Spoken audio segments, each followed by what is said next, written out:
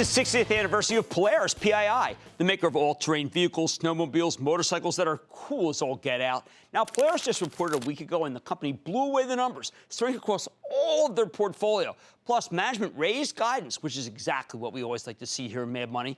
In honor of the company's 60th anniversary, the top dogs from Polaris, they were down at the New York Stock Exchange to ring the closing bell and show off their new models, giving me an opportunity to speak with Scott Wine, the chairman and CEO of Polaris Industries at the exchange. Take a look.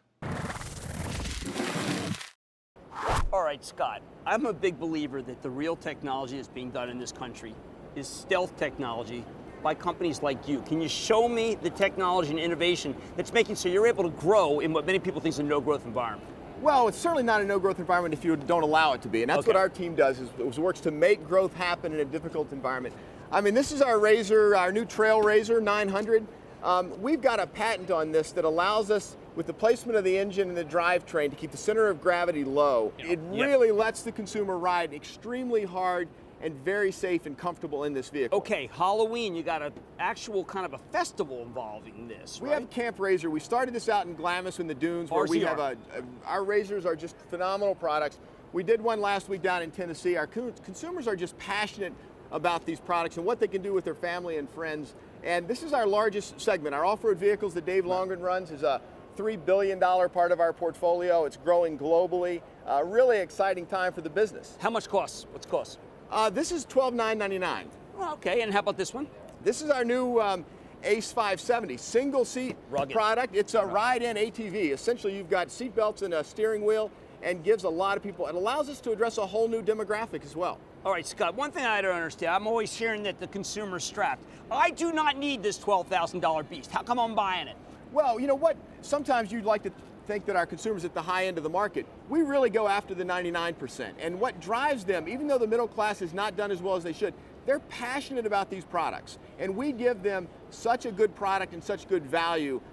This is what they spend their money on, rather than a country club or perhaps a cruise. Now, but there is innovation going on in terms of saving the electrical vehicle. I know Pennsylvania is passing a law now allowing your vehicles to be driven on certain roads because they are so environmentally friendly. You know, we work hard with the legislations across the country to allow that to happen. Our global electric motor cars are our gem business. It's the best neighborhood electric vehicle there is out there, and Pennsylvania was very helpful for allowing consumers to be green, but also to have a great ride. All right, show me, in terms of great ride, I see something that is actually reminds me of my souped-up John Deere Gator, but it's got much more to it. This is our Ranger XP 1000, and really what you get is two things here. Our hardest working, smoothest riding vehicle, but also a chance to look at our cab system, which is fully integrated, which allows the Cremers. This is part of our $700 million parts, garments, and accessories business. It's growing faster than the overall company. It's our highest margin business.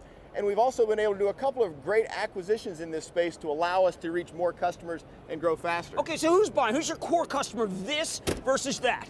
Well, this is actually, we're reaching a lot of women and older people with the new Ace, with this vehicle. Women? Of course, you got to do something. Women, they like to ride too. 50% of the many multi-acre homeowners, small farms, people that have land. You talked about moving hay. Yes. Certainly, this is a perfect vehicle to do that. Hunting, fishing, it's just a wonderful vehicle for so many purposes, and it literally will go anywhere. All right, now I want to show, there's a line that we're about to see of motorcycles, but I want to preface it by saying that you spent a lot of money, hundreds of millions of dollars, in things that could contribute, but are currently detracting to your bottom line. Show me about what's 2015 is going to start making a lot of money for shareholders. Well, we've been in the Victory motorcycle business for over 15 years, and we just got into Indian, launched the bikes last year. This is our Indian Roadmaster, our highest end motorcycle. It really rides like a dream. I was able to ride it into Sturgis this year. And Steve... Well, you want to show me? I mean, just get top on it. Steve, I would take it for a ride now if I had a helmet, but certainly we only ride with helmets. This is a wonderful motorcycle. This is the high end. On the floor of the stock exchange, we have to ring the bell for our 60th anniversary. We have our Indian Scout, which is a much smaller, more nimbler bike. So we're able to offer customers 5 new Indian motorcycles over the last 2 years, added to our Victory portfolio. We've got almost a $400 million business that's going to start contributing significantly to the profitability of the company next year. There's a company called Harley-Davidson. It's the king. I mean, how can you go up against the king? Well, you have to make great bikes. I mean, I really believe in competition, and they're a tremendous competitor, but ultimately, they've forced us to make great bikes. Our consumers said it. This, the new Magnum over here, the green motorcycle, was just voted Bagger of the Year Let's take a look at it. Okay. By Hot Bike magazine. So here's another accessory. We offer a saddlebag with a great sound system in it. And we are allowed to reach two different customers with these bikes. The vintage customer with Indian, and then the modern performance customer with Victory. Okay, not seen here snowmobiles. It's pretty darn warm. Oh, right here, okay, Yeah. it's darn warm. I mean, you know, I know in Europe last year it was too warm, it did hurt the sails. It did. If we don't get snow, what's going to happen to Polaris? Well, there's always parts of the country that get snow, so it's just how much snow you get and how often. You know, my favorite product to ride is our RMK Pro, our mountain snowmobiles, and pretty sure every year we get a chance to go out and do that. We're expecting another good year. We've got the best sleds in the industry right now with our new Axis products, and really excited about what the future holds for Polaris Snowmobiles, our legacy business. A lot of people talk about the fact that military budgets are scaling down. Your military sales are ramping up. Why? They are, because we're offering the same value that we offer to the consumer to our military customer. The Special Operations Command has found that we can deliver quick and fast value, that speed of innovation that we offer to our consumers. Our new Dagger, which is our 9-passenger tremendous off-road vehicle for the military at a great value. Well, look, you've completely delivered for shareholders. You got the double-digit gains, and just if you can, just one last thing, give me a sense of the American consumer, because I know that in the conference call you did inject the notion that the election day is actually important. Upcoming election day, you think is important?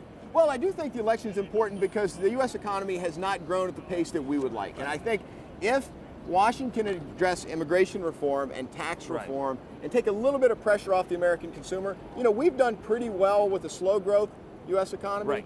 If we can kick it into another gear, I think we've got a whole new level of performance we can reach. All right, let's leave it at that. That's Scott Wine, Chairman and CEO of Polaris Industries. Stick with Cramer.